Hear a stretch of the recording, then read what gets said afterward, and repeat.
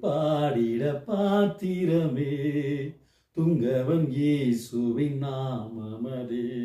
துதிகளின் மத்தியில் வாசம் செய்யும் தூயோனை நேயமாய் சோத்தரிப்போமே அற்புதமே அவர் நடத்துதலே ஆனந்தமே பரமானந்தமே நன்றியால் உள்ளமே மிக பொங்கிடுதே நாம் அல்லேலூயா துதி சாற்றிடுவோம் நன்றியால் உள்ளமே மிக பொங்கிடுதே நாம் அல்லேலூயா துதி சாற்றிடுவோம் அக்கினி ஊடாய் நடந்தாலும்